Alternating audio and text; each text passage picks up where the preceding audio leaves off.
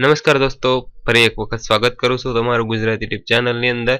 તો દોસ્તો, સામાન્ય વિજ્ઞાનના સ્પર્ધાત્મક પરીક્ષાઓની અંદર પૂછાતા ધોરણ 5 થી 10 પાઠ્યપુસ્તક આધારિત પ્રશ્નો અને તેના જવાબની આ સિરીઝની અંદર આપણે ભાગ 13 જોઈ રહ્યા છીએ. તો જે મિત્રો નવા છે તેને ખાસ જણાવવાનું કે પ્લીઝ તમે આવા વિડીયો જોવા માટે અમારી ચેનલ સબસ્ક્રાઇબ કરી અને સાથેનું બેલ આઇકન જરૂર દબાવજો, જેથી કરીને અમે કોઈ પણ નવા વિડીયો અપલોડ કરવી કે તરત જ તમને નોટિફિકેશન દ્વારા છે એની જાણ થઈ શકે. તથા વિડીયો પસંદ પડે તો એક લાઇક જરૂર કરજો તથા વિડીયોને વધારેમાં વધારે શેર કરવા વિનંતી. તો ચાલો આગળ વધીએ. પ્રશ્ન 600, ભગતસિંહનો જન્મ ક્યારે થયો હતો? તો ભગતસિંહનો જન્મ 28 સપ્ટેમ્બર 1907 થયો હતો. ત્યારબાદ જોઈએ તો ભગતસિંહે અને બટુકેશ્વર દત્તે ધારાસભામાં બોમ્બ ક્યારે ફેંક્યો હતો? તો ભગતસિંહે અને બટુકેશ્વર દત્તે ધારાસભાની અંદર 8 એપ્રિલ 1928 ના રોજ છે ધારાસભામાં અંદર છે બોમ્બ ફેંક્યો હતો. ત્યારબાદ જોઈએ તો અંગ્રેજ અફસર સોન્ડર્સનું ખૂન એટલે કે હત્યા કોણે કરી હતી? તો અંગ્રેજ અફસર સોન્ડર્સનું ખૂન હત્યા ભગતસિંહ, સુખદેવ અને રાજગુરુએ આ ત્રણે મિત્રોએ મળી અને કરી હતી. ત્યારબાદ જોઈએ તો ભગતસિંહ, સુખદેવ અને રાજગુરુ આ ત્રણેયને ફાંસી ક્યારે આપવામાં આવી હતી? તો ભગતસિંહ, સુખદેવ અને રાજ્યગુરુ આ ત્રણેયને ફાંસી 23 માર્ચ 1931 ના રોજ છે આપવામાં આવી હતી. ત્યારબાદ જોઈએ તો વિદેશમાં ક્રાંતિકારી પ્રવૃત્તિની શરૂઆત કોણે કરી હતી? તો વિદેશની અંદર ક્રાંતિકારી પ્રવૃત્તિની શરૂઆત શ્યામજી કૃષ્ણ વર્માએ શરૂ કરી હતી. ત્યારબાદ જોઈએ તો શ્યામજી કૃષ્ણ વર્મા નો જન્મ ક્યાં થયો હતો? તો શ્યામજી કૃષ્ણ વર્માનો જન્મ કચ્છના માંડવી મુકામે છે થયો હતો.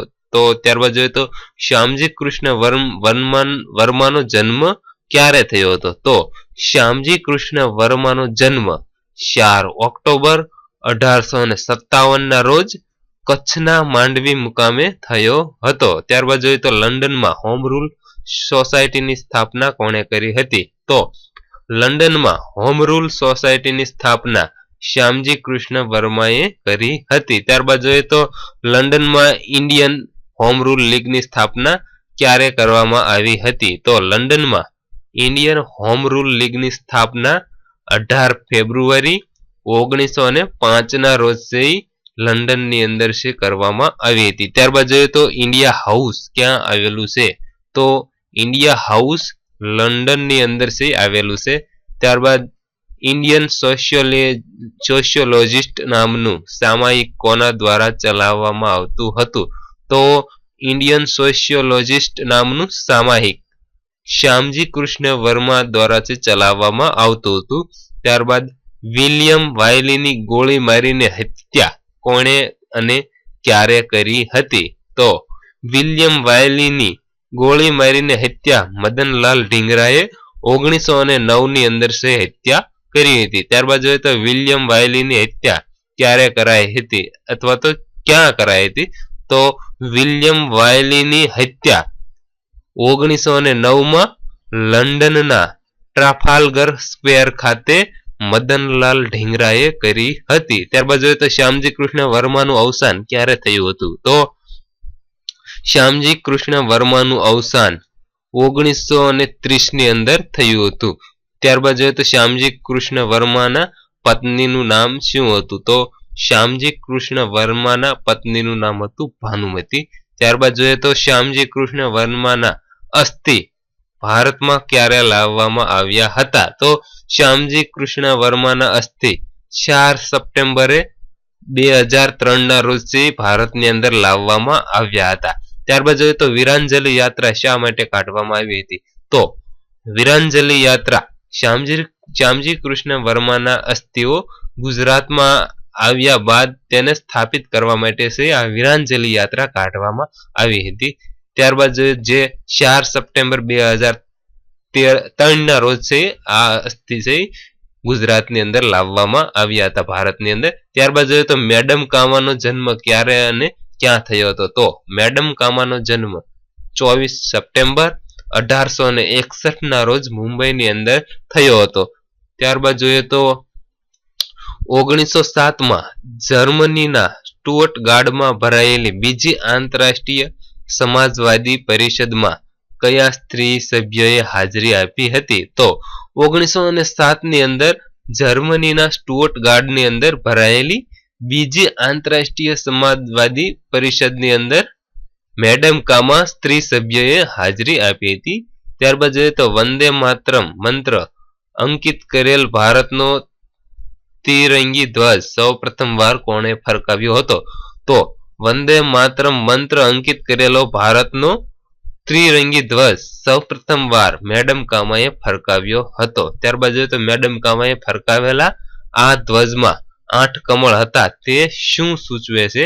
તો મેડમ કામાએ ફરકાવેલા આ ધ્વજની અંદર 8 કમળો હતા. તો આ 8 કમળો તે તાત્કાલિન જે 8 પ્રાંતનું છે એ સૂચન સૂચવે છે. ત્યારબાદ જોઈએ તો મેડમ કામાના ધ્વજમાં સૂર્ય અને ચંદ્ર શેના પ્રતીક હતા? તો મેડમ કામાના ધ્વજની અંદર સૂર્ય અને ચંદ્ર હિન્દુ મુસ્લિમ એકતાના પ્રતીક માનવામાં આવે છે. ત્યારબાદ જોઈએ તો વસ્તી ગણતરી દર કેટલા વર્ષે કરવામાં આવે છે? તો વસ્તી ગણતરી દર 10 વર્ષે કેન્દ્ર સરકારના આદેશથી વસ્તી ગણતરી કરવામાં આવે છે. ત્યારબાદ જોઈએ તો વસ્તી ગણતરીને બીજા કયા નામે ઓળખવામાં આવે છે? તો વસ્તી ગણતરીને બીજા સેન્સસ અને જનગણના આ નામે પણ ઓળખવામાં આવે છે.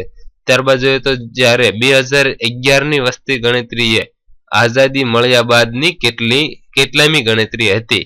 જ્યારે 2011ની વસ્તી ગણતરી થઈ હતી એ વસ્તી ગણતરી આઝાદી મળ્યા બાદ 7મી વસ્તી ગણતરી હતી. ત્યારબાદ જોઈએ તો વિશ્વમાં કુલ વિસ્તારના કેટલા ટકા ભાગ ભારત રોકે છે? તો વિશ્વમાં કુલ વિસ્તારના 2.42% છે વિસ્તાર છે ભારત રોકે છે. ત્યારબાદ જોઈએ તો વિસ્તારની દ્રષ્ટિએ ભારત વિશ્વમાં કેટલામું સ્થાન ધરાવે છે અથવા તો કયું સ્થાન ધરાવે છે? તો વિસ્તારની દ્રષ્ટિએ ભારત વિશ્વની અંદર 7મું સ્થાન છે ધરાવે છે. ત્યારબાદ જોઈએ તો બાળ લગ્ન પ્રતિબંધક ધારા મુજબ પુરુષની ઉંમર અને સ્ત્રીની ઉંમર કેટલી નક્કી કરવામાં આવે છે? તો બાળ લગ્ન પ્રતિબંધક ધારા મુજબ પુરુષની ઉંમર 21 વર્ષ અને સ્ત્રીની ઉંમર 18 વર્ષે નક્કી કરવામાં આવી છે લગ્ન માટે.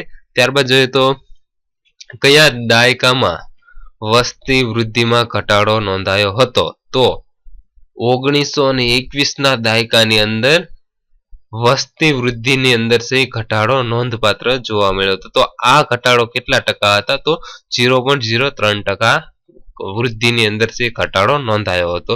ત્યારબાદ જોઈએ તો વસ્તીની દ્રષ્ટિએ ગુજરાતમાં કયો જિલ્લો સૌથી વધારે વસ્તી ધરાવે છે? તો વસ્તીની દ્રષ્ટિએ ગુજરાતનો અમદાવાદ જિલ્લો સૌથી વધારે વસ્તી ધરાવે છે. તો તેવી જ રીતે ગુજરાતમાં સૌથી વધુ વસ્તી ગીચતા કયા જિલ્લામાં જોવા મળે છે? તો ગુજરાતમાં સૌથી વધુ વસ્તી ગીચતા સુરત જિલ્લાની અંદર જોવા મળે છે. ત્યારબાદ જોઈએ તો દેશમાં સૌથી વધારે વસ્તી ધરાવતા 5 રાજ્યો કયા કયા છે? તો દેશની અંદર સૌથી વધારે વસ્તી ધરાવતા 5 રાજ્યો છે. એક ઉત્તર પ્રદેશ, બીજું મહારાષ્ટ્ર, ત્રીજું બિહાર, ચોથું પશ્ચિમ બંગાળ અને 5મું છે મધ્યપ્રદેશ. ત્યારબાદ જોઈએ તો હાલમાં ગુજરાતમાં કેટલા ટકા વસ્તી ગામડાઓમાં વસે છે? તો હાલમાં ગુજરાતના 62% વસ્તી છે ગામડાઓમાં વસે છે. તો તેવી જ રીતે હાલમાં ગુજરાતમાં કેટલા ટકા વસ્તી શહેરોમાં વસે છે? તો હાલની અંદર ગુજરાતમાં 38% વસ્તી છે શહેરોની અંદર વસે છે. તો 62% વસ્તી ગામડાઓમાં અને 38% વસ્તી છે શહેરોની અંદર. તો ત્યારબાદ જોઈએ તો કયો દેશ સૌથી વધુ વરિષ્ઠ નાગરિકોનું વય જૂથ ધરાવે છે? તો જાપાન દેશ છે વૃદ્ધ દેશ જે સૌથી વધુ વરિષ્ઠ નાગરિકોનું વય જૂથ ધરાવે છે. ત્યારબાદ જોઈએ તો 2011ની વસ્તી ગણતરી પ્રમાણે ભારતમાં સ્ત્રી પુરુષનું પ્રમાણ કેટલું છે? તો 2011ની વસ્તી ગણતરી પ્રમાણે ભારતની અંદર 1000 પુરુષે 946 સ્ત્રીઓનું પ્રમાણ છે એ ધરાવે છે. ત્યારબાદ જોઈએ તો ભારતમાં કુલ સાક્ષરતાનું પ્રમાણ કેટલું છે? તો ભારતની અંદર કુલ સાક્ષરતાનું પ્રમાણ છે 74.04% જેટલું. ત્યારબાદ જોઈએ તો ભારતમાં પુરુષ સાક્ષરતાનો દર કેટલો છે? તો ભારતની અંદર પુરુષ સાક્ષરતાનો દર છે 82.14%.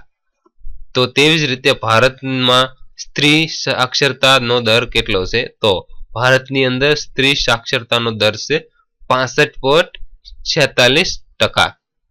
ત્યારબાદ જોઈએ તો ગુજરાતમાં કુલ સાક્ષરતા દર કેટલો છે? તો ગુજરાતની અંદર કુલ સાક્ષરતા દર છે 78.31%. તો તેવી જ રીતે તેમાં ગુજરાતમાં પુરુષ સાક્ષરતાનો દર કેટલો છે?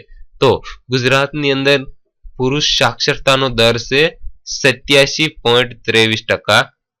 તો તેવી જ રીતે ગુજરાતમાં સ્ત્રી સાક્ષરતાનો દર કેટલો છે? તો ગુજરાતમાં સ્ત્રીઓનું સાક્ષરતાનો દર છે 70.73%. ત્યારબાદ જોઈએ તો ગુજરાતના કયા જિલ્લા સૌથી વધુ સાક્ષરતા ધરાવે છે? તો ગુજરાતની અંદર સુરત અને અમદાવાદ જિલ્લા છે સૌથી વધુ સાક્ષરતા ધરાવે છે, જે સાક્ષરતા દર છે 86.65%. ત્યારબાદ જોઈએ તો ભારતના બંધારણમાં માન્ય ભાષાઓ કેટલી છે? તો ભારતના બંધારણની અંદર માન્ય ભાષાઓ છે 22. ત્યારબાદ જોઈએ તો મહાત્મા ગાંધીનું પૂરું નામ શું છે? તો મહાત્મા ગાંધીનું પૂરું નામ છે મોહનદાસ કરમચંદ ગાંધી. તો દોસ્તો એક વાત ખાસ જણાવી દઉં કે ભારતના જે બંધારણમાં 22 ભાષાઓનો સમાવેશ કરવામાં આવ્યો છે. તો આ 22 ભાષાઓનો સમાવેશ વિસ્તારથી તમને અમારી ચેનલની અંદર ભારતના બંધારણના ભાગોની અંદર છે આપવામાં આવ્યો છે. તો ત્યાંથી તમે જરૂર જોઈ શકો છો. તો ચાલો આગળ જઈએ. તો હવે જોઈએ મહાત્મા ગાંધીનું પૂરું નામ શું છે? તો મહાત્મા ગાંધીનું પૂરું નામ છે મોહનદાસ કરમચંદ ગાંધી. ત્યારબાદ જોઈએ તો કઈ કોર્ટની મુલાકાત દરમિયાન ન્યાયાધીશે પાઘડી ઉતારવાનો હુકમ કર્યો હતો? તો ડર્બન કોર્ટ દરમિયાન ગાંધીજીને ન્યાયાધીશે પાઘડી ઉતારવાનો છે હુકમ કર્યો હતો. તો ત્યારબાદ નેક્સ્ટ જોઈએ તો ગાંધીજીનો જન્મ ક્યાં થયો હતો? તો ગાંધીજીનો જન્મ પોરબંદરની અંદર થયો હતો. તો તેવી જ રીતે તો ગાંધીજીનો જન્મ ક્યારે થયો હતો? તો ગાંધીજીનો જન્મ 2 ઓક્ટોબર 1869 પોરબંદરની અંદર છે થયો હતો. ત્યારબાદ જોઈએ તો ગાંધીજીના માતાનું નામ શું છે? તો ગાંધીજીના માતાનું નામ છે પુતળીબાઈ. ત્યારબાદ જોઈએ તો ગાંધીજીના પત્નીનું નામ શું છે? તો ગાંધીજીના પત્નીનું નામ છે કસ્તુરબા ગાંધી. ત્યારબાદ જોઈએ તો ગાંધીજી કોને પોતાના આધ્યાત્મિક ગુરુ માનતા હતા? તો ગાંધીજી શ્રીમદ રાજચંદ્રને પોતાના આધ્યાત્મિક ગુરુ છે માનતા હતા. તો દોસ્તો આ હતા સ્પર્ધાત્મક પરીક્ષાઓની અંદર પૂછાતા ધોરણ 5 થી 10 પાઠ્યપુસ્તક આધારિત સામાન્ય વિજ્ઞાનના પ્રશ્નો અને તેના જવાબની સિરીઝ. તો આ સિરીઝની અંદર ભાગ આપણે 13 જોયો. તો ભાગ 14 જોવા માટે પ્લીઝ તમે અમારી ચેનલ સબસ્ક્રાઇબ કરી અને સાથેનું બેલ આઇકન જરૂર દબાવજો, જેથી કરીને અમે આ 14 ભાગ મૂકીએ તો તરત જ તમે નોટિફિકેશન દ્વારા છે એની જાણ થઈ શકે. તથા જો દોસ્તો તમને વિડીયો પસંદ લાગ્યો હોય તો એક લાઈક જરૂર કરજો અને વિડીયોને વધારેમાં વધારે શેર કરવા વિનંતી. ખૂબ ખૂબ આભાર. સબસ્ક્રાઇબ કરો ગુજરાતી ટીપ યુટ્યુબ ચેનલ અને સાથે બેલ આઇકન દબાવી ઓકે કરો.